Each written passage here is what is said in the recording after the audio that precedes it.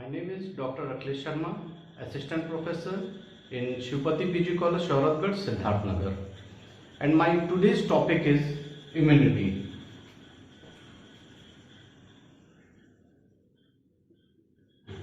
Immunity ये बहुत ही important topic है क्योंकि इस कोविड के समय में काफ़ी लोग इस बारे में बात कर रहे हैं कि हम लोग को अपनी इम्यूनिटी बूस्टअप करनी है। तो इसलिए मैं सोचा कि इस इम्यूनिटी या फिर इम्यूनोलॉजी के बारे में कुछ आप लोग से मैं डिस्कस करूं। तो आज का जो मेरा टॉपिक है वो है इम्यूनिटी। तो इसमें शुरुआत हम लोग ये करते हैं कि ये इम्यूनिटी होता क्या है। तो इम्यूनिटी का मतलब ये होता है कि हमारा जो बॉडी है वो डिफरेंट पैथोजन से हमेशा अटैक होता रहता है। पैथोजेंस, ये पैथोजेंस जो होते हैं हमारे बॉडी पे ये इन्फेक्शन करते रहते हैं। जैसे कि पैथोजेंस को हम कह सकते हैं viruses, bacteria, protozoans and different micro organism जो हमारे बॉडी पे अटैक करते हैं। Even you can say that fungi, इसको भी हम लोग पैथोजेंस कह सकते हैं। ये डिफरेंट पैथोजेंस हमारी बॉडी पे इन्फेक्शन करते हैं और जो वर्टिब्रेट्स होते हैं वो सेवरल मैकेनिज्म हमारी बॉडी में डेवलप किए हैं कि इन पैथोजन से हमारा बॉडी हम लोग को प्रोटेक्ट कर सके। तो जो डिफरेंट चीजें जो डेवलप किया गया है उसी चीज को हम लोग कहते हैं कि वर्टिब्रेट ने अपने आप में डेवलप किया है, जिसको कहते हैं इम्यूनिटी, जो हमारे बॉडी को इन पैथोजन से बचाता है। और ये जो इम्यूनिटी डेवलप हुआ है वो मेनली देखें हम लोग कि ये वर्टिब्रेट्स ने इनको अपने अंदर डेवलप किया है।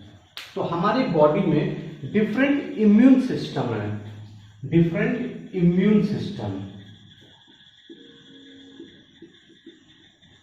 इम्यून सिस्टम क्या करते हैं, हमारे बॉडी को इन पैथोजन से बचाते हैं और इसमें डिफरेंट सेल्स होते हैं। इन इम्यून सिस्टम में डिफरेंट सेल्स जो कि हमको पैथोजन से प्रोटेक्ट करते हैं। लाइक इसको हम लोग डिटेल में पढ़ेंगे। डिफरेंट सेल्स जो होंगे इनमें टी सेल्स होते हैं, बी सेल्स होते हैं, इनको हम लोग डिटेल में देखेंगे। मैक्रोफेजेस होते हैं, macrophages, dendritic cell, dendritic cells, NK cells जिसको हम लोग नेचुरल किलिंग सेल्स कहते हैं। ये सब डिफरेंट सेल्स हैं जो हमारे बॉडी में डेवलप होते हैं। ये इम्यून सिस्टम का एक तरीके से हिस्सा होते हैं और ये पूरे बॉडी में ये समझ लीजिए कि पेट्रोलिंग करते रहते हैं। पेट्रोलिंग का मतलब होता है कि जिस तरीके से पुलिस पूरे ये समझ लीजिए कि आपके कॉलोनी में आसपास पुलिस जिस तरह से पेट्रोलिंग करती है उसी तरीके से हमारी बॉडी में ये जो डिफरेंट सेल्स होते हैं वो पेट्रोलिंग करते रहते हैं और पैथोजेंस को हमारे बॉडी से वो बाहर कर देते हैं। और ये सब चीजें होती हैं जो ये सब ज्यादातर कंसंट्रेट होती हैं लिम्फॉइड सेल्स में। लिम्फॉइड ऑर्गन्स आपको कह लीजिए, ये लिम्फॉइड ऑर्गन्स में ये कंसंट्रेटेड होता है। लिम्फॉइड ऑर्गन्स जैसे कि हमारा बोन मैरो,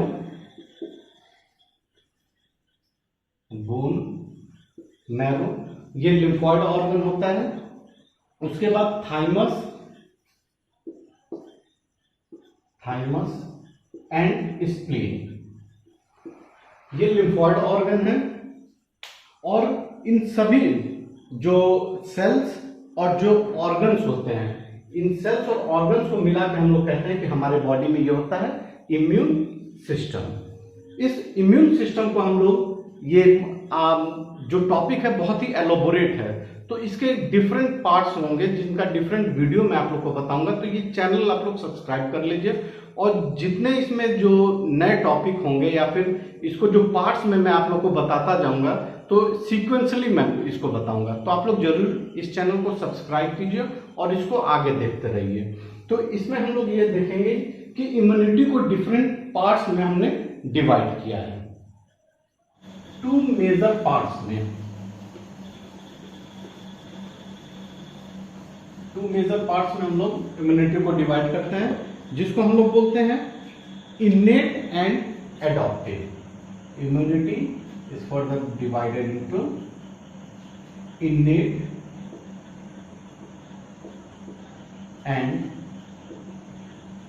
एडॉप्टिव। इन 2 पार्ट में हम लोग इसको डिवाइड करते हैं। इनेट को हम लोग कहते हैं नॉन स्पेसिफिक, नॉन स्पेसिफिक, और एडॉप्टिव को हम लोग कहते हैं स्पेसिफिक। तो इनेट का मतलब होता है नॉन स्पेसिफिक, या फिर इसको हम लोग नॉन स्पेसिफिक, जो इसका नाम पड़ा है नॉन स्पेसिफिक इसलिए बोलते हैं, it is present since birth, in birth. ये बर्थ के टाइम में जैसे ही बच्चा पैदा होता है, ये उसी समय ये प्रेजेंट होता है, इसलिए इसको बोलते हैं इनबॉर्न। इसको हम लोग कह सकते हैं इनबॉर्न इम्यूनिटी, क्योंकि ये बर्थ के टाइम से ही प्रेजेंट होता है। इसको एक और कहते हैं first line of defence, first line of defence. First line of defence इसलिए कहा जाता है कि जब भी कोई पैथोजन फर्स्ट टाइम हमारे बॉडी को पे अटैक करता है, तो सबसे पहले जो सामने आता है या फिर जो प्रोटेक्ट करता है हमारे बॉडी को, वो करता है इनेट इम्यूनिटी, या फिर इसको नॉन स्पेसिफिक इम्यूनिटी कहते हैं। अब नॉन स्पेसिफिक इम्यूनिटी, इसको हम लोग फर्दर डिवाइड कर सकते हैं 2 पार्ट में। इसको 2 पार्ट में हम डिवाइड करेंगे।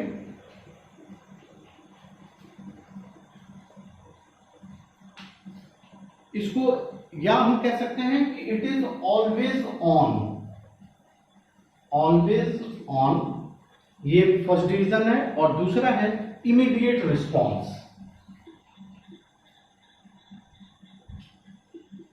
Immediate response. ये जो ऑलवेज ऑन होता है, इसको हम लोग फर्दर डिवाइड कर सकते हैं बैरियर्स एंड कॉम्प्लीमेंट सिस्टम में। ऑलवेज ऑन को हम लोग बैरियर और कॉम्प्लीमेंट सिस्टम,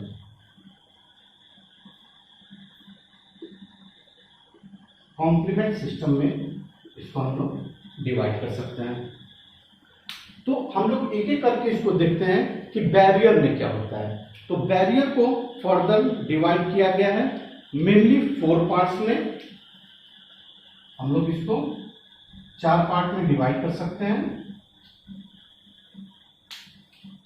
तो इसमें जो फर्स्ट पार्ट है, यह है एनाटॉमिकल बैरियर।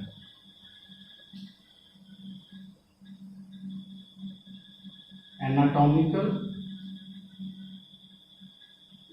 बैरियर।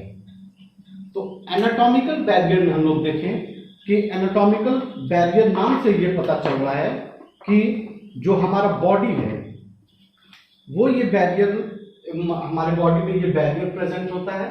और एनाटॉमिकल बैरियर में जो प्रेजेंट होता है, वो होता है स्किन एंड म्यूकस। इसमें जो प्रेजेंट होगा वो है स्किन एंड म्यूकस। क्योंकि जब भी कोई पैथोजेंस हमारे बॉडी पे इन्फेक्ट करेंगे, तो सबसे पहला जो लेयर आएगा जो उनको प्रोटेक्ट करेगा हमारे बॉडी को, वो स्किन होता है। तो ये एनाटॉमिकल बैरियर है। एंड फर्दर म्यूकस, पैथोजेंस अगर हमारे बॉडी में एंटर करते हैं, मान लीजिए नोज के थ्रू एंटर कर रहे हैं, माउथ के थ्रू एंटर कर रहे हैं, तो वहां पे जो एक बैरियर होता है वो म्यूकस होता है, जो इन पैथोजेंस को हमारे बॉडी में एंटर करने से रोकता है। Further second barrier is physiological barrier. Physiological barrier, physiological barrier. Physiological barrier में जो डिफरेंट फिजियोलॉजिकल बैरियर्स हैं, इसमें है बॉडी टेम्परेचर, ये बहुत इंपॉर्टेंट रोल प्ले करता है पैथोजेंस को रोकने के लिए। इसके बाद से पीएच, जो हमारे बॉडी में पीएच है।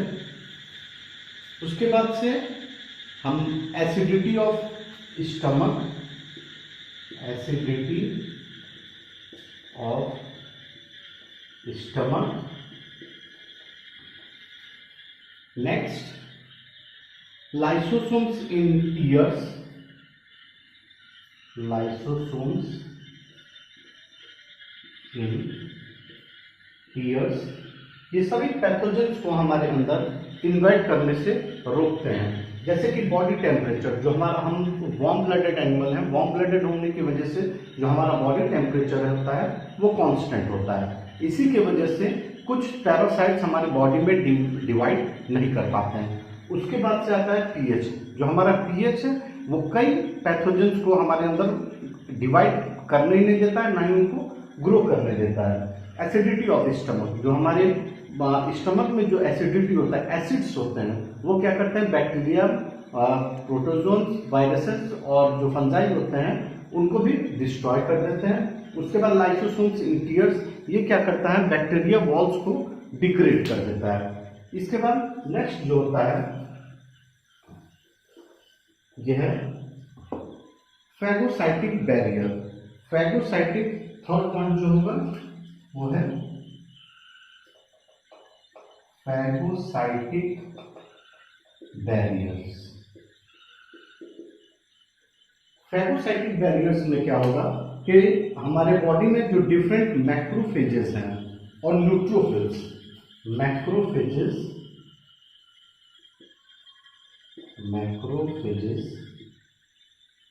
And neutrophils,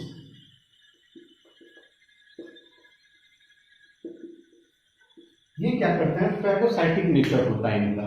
phagocytic nature means ये किसी भी जो पैथोजेंस होते हैं वो उनको इनगल्फ कर लेते हैं और उसको डिस्ट्रॉय कर देते हैं। उसके बाद फोर्थ पॉइंट है इसमें इन्फ्लेमेटरी रिस्पॉन्स। ये बहुत इंपॉर्टेंट पॉइंट है, इन्फ्लेमेटरी रिस्पॉन्स।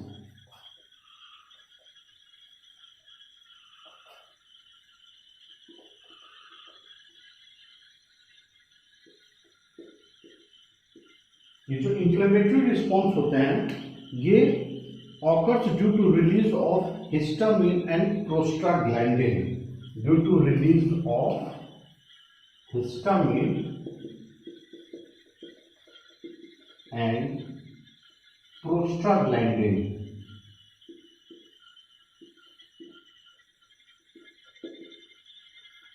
ये इसके रिलीज की वजह से ये इन्फ्लेमेटरी रिस्पॉन्सेज होते हैं। बाय डैमेज, ये कौन सिक्रीट करता है, मास्ट सेल्स जो हमारे लीवर में प्रेजेंट होते हैं। इन्फ्लेमेटरी रिस्पॉन्स को हम लोग इससे समझ सकते हैं कि एक एग्जांपल आप लोगों को मैं दे देता हूं। अगर कोई मॉस्किटो आपको काट रहा है, मॉस्किटो काटने के बाद वहां पे रेड कलर का स्पॉट हो जाता है। रेड कलर का जो स्पॉट होता है उसी को कहते हैं इन्फ्लेमेटरी, वो रिस्पॉन्स शो करता है। ये जो कंडीशन होता है इन्फ्लेमेटरी रिस्पॉन्स करने का, ये डिफरेंट पैथोजेंस हमारे बॉडी में जब इन्वेट करते हैं तो उसकी वजह से ये इन्फ्लेमेटरी रिस्पॉन्स शो करता है हमारा बॉडी।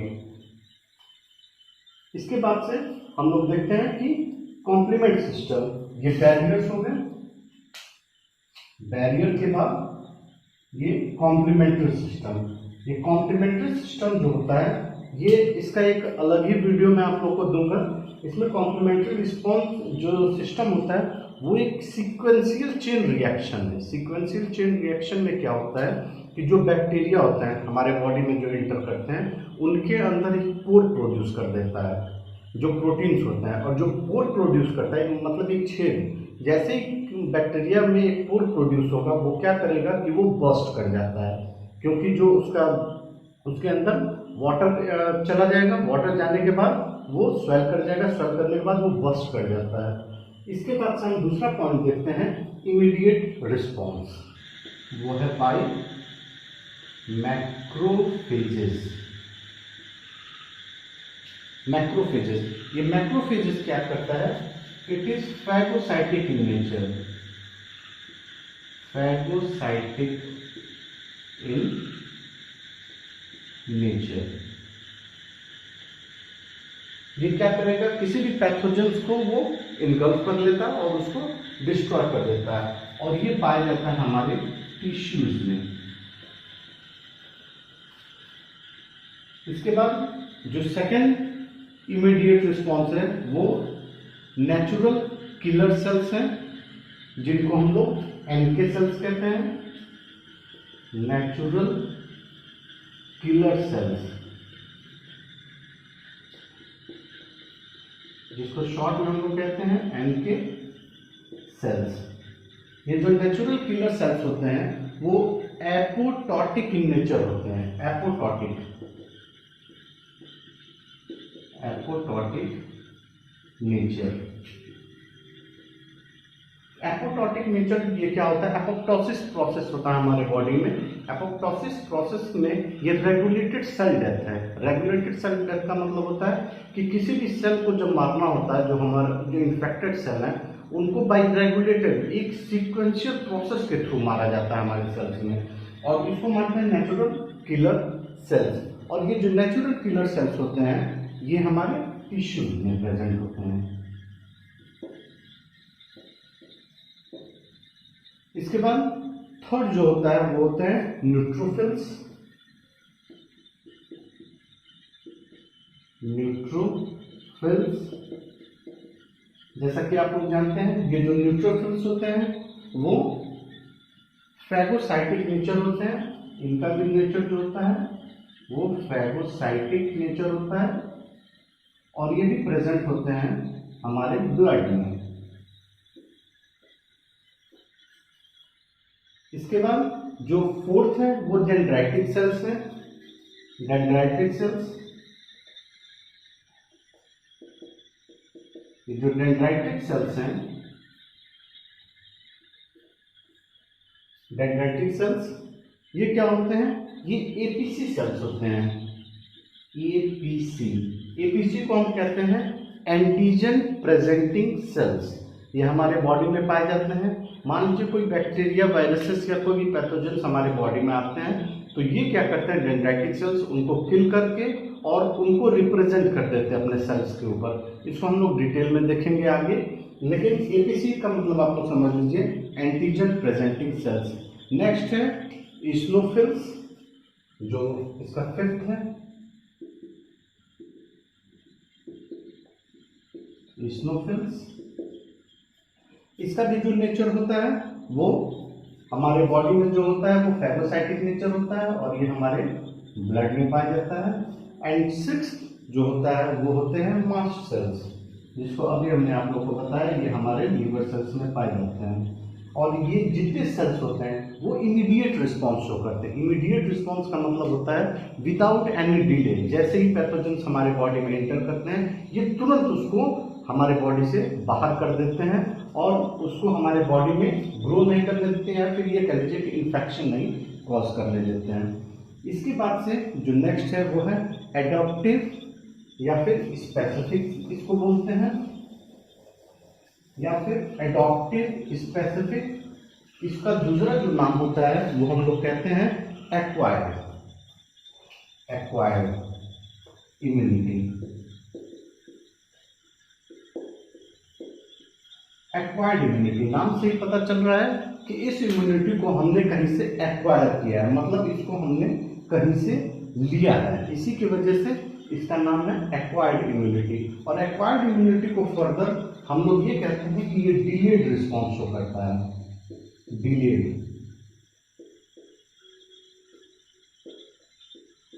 जो कि इससे पहले हम लोग देख रहे थे जो इननेट होता है या फिर नॉन स्पेसिफिक, ये तुरंत रिस्पॉन्स शो करता है, लेकिन ये जो होता है वो डिलेड रिस्पॉन्स शो करता है, देर में रिस्पॉन्स शो करता है। लेकिन ये देर में रिस्पॉन्स करेगा, लेकिन इसके लिए क्या होता है हमारे बॉडी में जो होता है वो मेमोरी सेल्स बन जाते हैं। मेमोरी सेल्स क्या होता है कि फिर से अगर वो पैथोजन हमारे बॉडी में इंटर करेगा तो वो तुरंत उसके अगेंस्ट रिस्पॉन्स शो करते हैं।